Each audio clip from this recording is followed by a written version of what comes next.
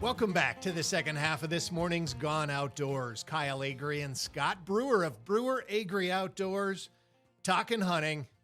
And yep, we are just talking hunting today.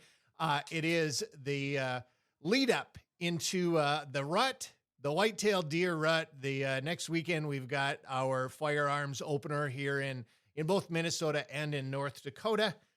And because of that, we are going to talk to a gentleman that I had the pleasure of meeting last weekend.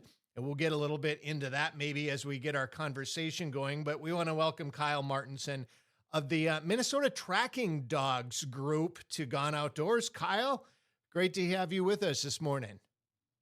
Great to be here.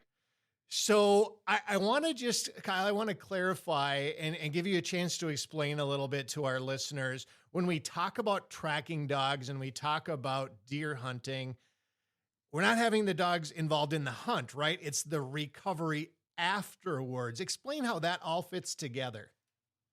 Yeah, exactly. So, you've all heard your grandpa say when you get down out of your deer stand and take a look around at where you shot this big buck that he doesn't believe exists, that if you don't find any blood or hair, you probably didn't hit it. Well, that's where we come in.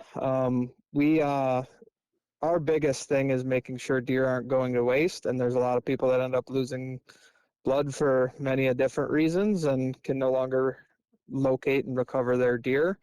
So we have specially trained dogs that track a wounded animal, and we go out there and we help hunters locate their animals. I love it. And in the cases I mentioned, we had a chance to meet last weekend. You came down to our hunting camp and helped in the recovery of my wife's first ever hunt and her harvest of a whitetail buck. And so impressed watching Sadie, your dog, work. And I also want you to explain a little bit to our listeners too, what these dogs are following in terms of the track, because there doesn't have to be blood. As you mentioned, maybe you didn't see blood, maybe there isn't any blood, but these dogs can still get on the trail. How do they do that? So in between the deer hooves, they have what's called the interdigital gland, and that's where all the deer's scent comes from. Now, what separates the deer we're tracking from any other deer in the woods, once a deer is actually injured, they give off a completely new scent. I like to just call it a fatally wounded scent.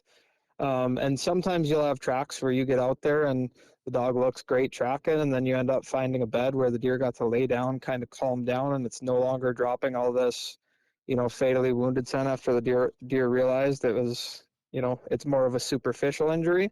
And then they get up and go back about their day, and the dog will turn and look at us like, hey, there's nothing else for me to track here. So it really is just the scent of a deer who's mortally wounded. Hey, Kyle. We've had a couple of interviews on dog tracking over the last couple of years, and it really seems to be getting a lot more popular. How many deer did you recover last year, or did your dogs recover last year, or since you started? So since I've started, last year was kind of an off year for us. I had a dog who was injured for a couple weeks during some of the best time to be out making recoveries. So our numbers were a little bit lower than I would have liked them to be last year. But this is our fourth season tracking. My yellow lab actually just got her 85th deer actually last night. And I have a German Shepherd puppy as well who just started. This is his first official year tracking. He just got his fourth deer as well.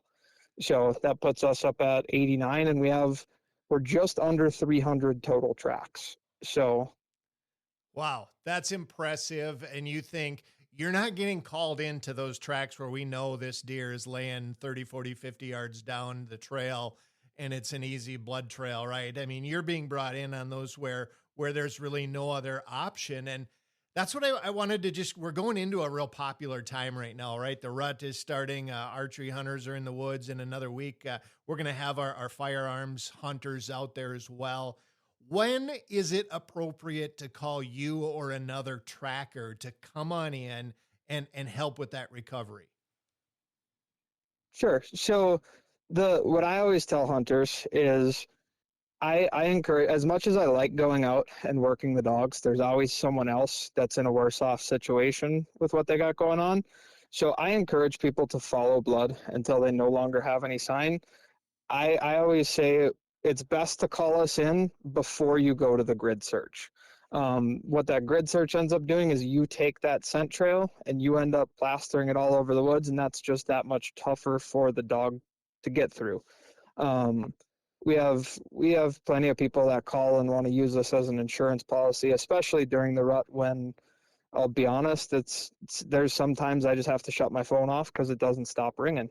And we're just trying to track. So it's like, go as far as you can until you're not reasonably finding blood anymore, and then we'll come in and help you, because but sometimes we'll have hunters call us and they'll be wanting to bring us in as an insurance policy, and I'll have them end up wait a certain amount of time and go take a look at their blood, and then they end up finding the deer and we never have to come out. Where if I got there and I wasn't, I went and drove an hour and a half to get out to their hunting land, and we go find the deer 100 yards from where they last saw it, and they ended up having blood the whole way.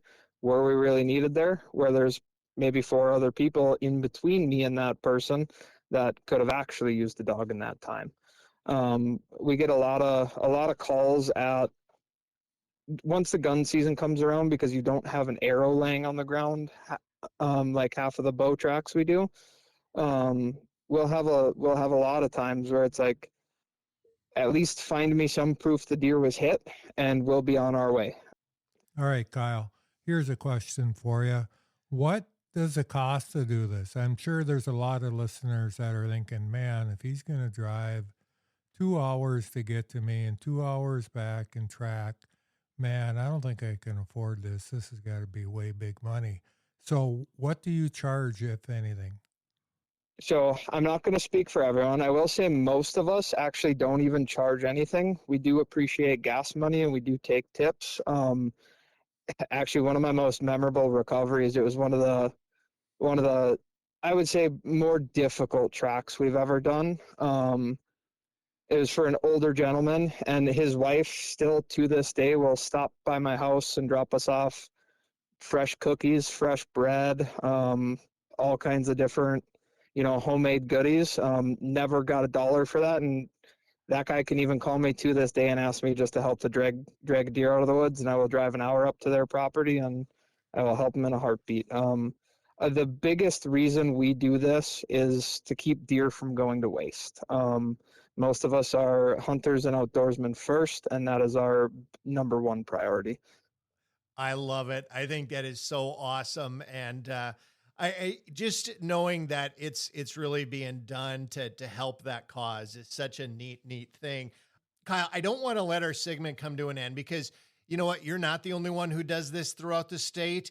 You guys have a network, the Minnesota Tracking Dogs Group, and there's probably someone, if not you, maybe even closer to where our listeners are at. So if we find ourselves over the next couple of weeks needing a track to help recover a deer, what's the way to get a hold of a tracker? Well, thanks to technology, the quickest way to get a hold of a tracker these days is an app we have called Tracker. It's kind of like Uber on your phone, but instead of getting a taxi, you get a tracking dog. If you go to gettracker.com, GETTRAKR.com, it'll give you the download link. You download it right on your phone, fill out an application, and it sends it to everyone who covers your area. That is awesome. I love it. Kyle Martinson, he is a professional tracking recovery dog handler and dog owner, Minnesota Tracking Dogs Group. Kyle, thanks for spending some time with us this morning. No problem. Folks, don't go away. We've got a lot of Gone Outdoors yet ahead of us. We need to take a quick break, and we'll be back with more Outdoor Talk.